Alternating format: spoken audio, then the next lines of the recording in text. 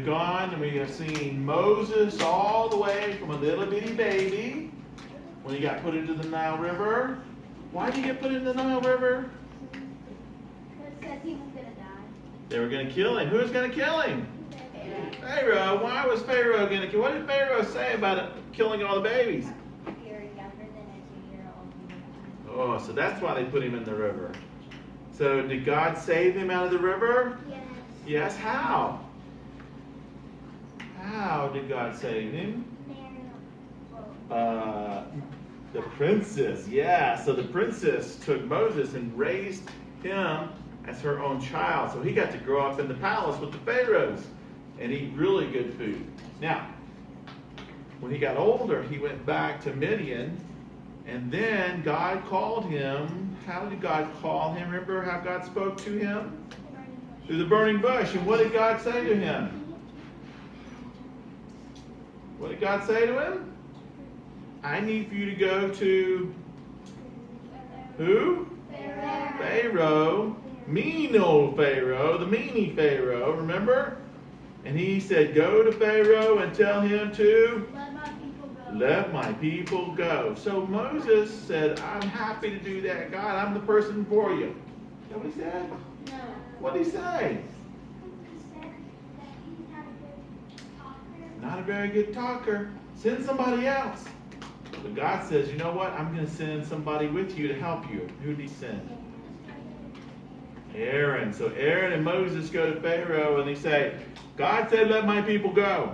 And so Pharaoh says, yes, sir, I'll do it immediately, right away, sir. Is that what he said? No. What did he say? He said, what? What did Pharaoh say? He would say yes at first. Oh, and then he would say no. So then there were plagues. Name some of the plagues. What was? Raise your hand. Tell me a plague. What's a plague? The death angel. You went right to the top there, girl. I hear you. The blood. Boils. Hail. Darkness. Frogs. Livestock. Gnats. Lice. Is that all of them? Which one? Locusts. Wow, you guys are so smart. You got them all. Very much so. But the very first one that we talked about was the death angel. That's the one that really got him. Because remember, Pharaoh's oldest son was killed. Remember how upset he was about that? And he said, you know what? Just go. Just get out of my sight. And so he let the Israelites go. And so Moses and Aaron led the Israelites, and they got to the Red Sea, and they looked back, and Pharaoh has got thousands of chariots and thousands of horses that are coming after them to kill them. But Moses did what? He raised his staff up. And what happened? The Red Sea parted. And the Israelites walked through on the dry ground, but then when the Egyptians tried to follow them through, what happened? Crash, crash, crash. And the Egyptians were killed. So tonight, our story sees us where Moses and Aaron and the Israelites are wandering through the desert, and they're safe. But they're very tired from their journey.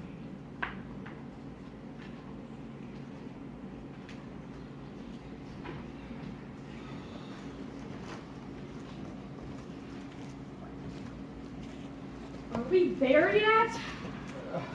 My feet hurt. Whack. We will camp here by these rocks. Moses, how long are we going to be walking in this desert? I'm tired, man. Oh.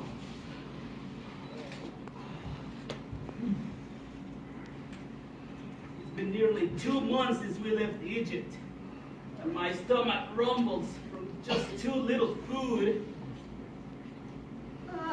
I would rather be a slave in Egypt than have died there. I know. There we were surrounded by pots of meat, and we had all the food we wanted. Moses, why did you bring us in the desert to starve? Do they so soon forget how the Lord has delivered them from at the Red Sea? Why do they grumble? Their faith fades when they are frightened and hungry. Moses, Yes, Lord. I have heard the people's complaints. I will give you meat and send more quail than the people can eat. Then in the morning I will rain down bread of heaven for all of you. The people will go out each day and gather just enough for that day. It will be a test to see if they follow my instructions. On the 6th day they must gather twice as much bread as they gather the other days. And on the 7th day they are not to gather, but to rest. Who are we that you grumble against us? You do not grumble against us, but against God. Now Aaron will give you the instructions that we have received from the Lord. Come before the Lord, for he has heard your grumbling. At twilight you shall eat meat, and in the morning you will be filled with bread. And then you will know that he is the Lord your God. Look, quail, thousands of them. Come, let's get them. Our bellies will be filled with meat. Yes, right, quail. That big one, look at that. Oh, come on, that one's an easy target. Ah. Oh, man. So good.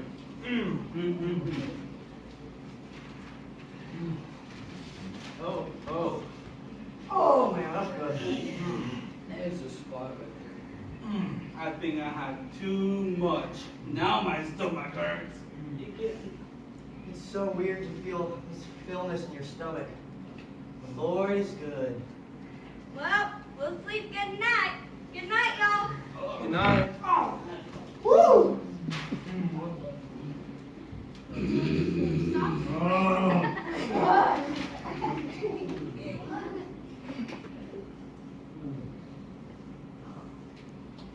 In the morning, there was a dew that had covered the entire camp. And when the dew dried up, there were thin flakes that were like frost all over the desert floor.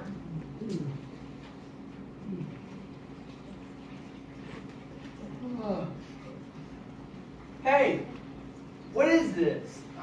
Wait, what are you talking about? What's this? It's white. Like coriander seed in it. Tastes like honey.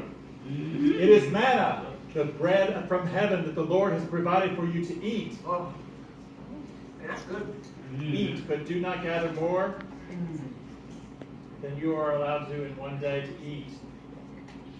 If you save any for the next day, it's against the Lord's command.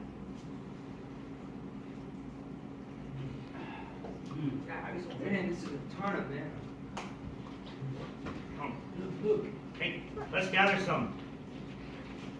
We can get it for tomorrow. We won't have to come out here in the desert heat. Save us some trouble. But the Lord, he said to Moses to only gather enough for one day. Nah, who's gonna know?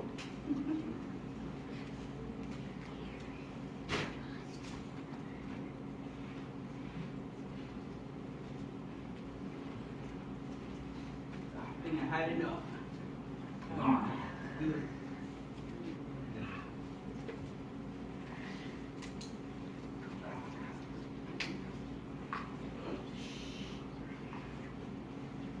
We're gonna sleep good tonight again. Yeah. Oh, yeah.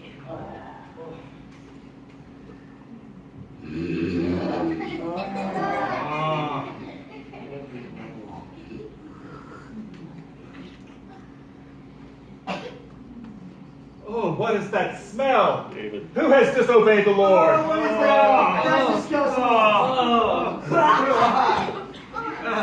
It's the stench of this manna. Look, there's maggots everywhere. You know that you are only supposed to gather what you can eat each day, except on the 6th day. How long will your people refuse to keep my commands and instructions? Take an omer of manna and keep it for the generations to come, so they can see the bread I gave you to eat in the desert when I brought you out of Egypt. Do this, Aaron. Take some manna and save it, so that the people will not forget that the Lord has protected them and provided for them in the desert. I will.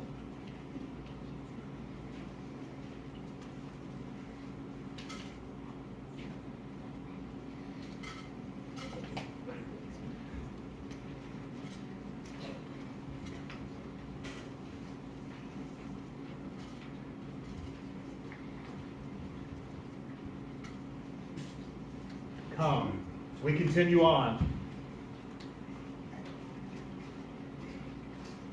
The Israelites ate manna for 40 years in the desert, and the Lord continued to provide food for them each day through those 40 years, until they came to the border of the promised land. God had kept his promise to take care of them and to lead his people to their new home, a land flowing with milk and honey. Even today, God takes care of us when we follow him and obey him.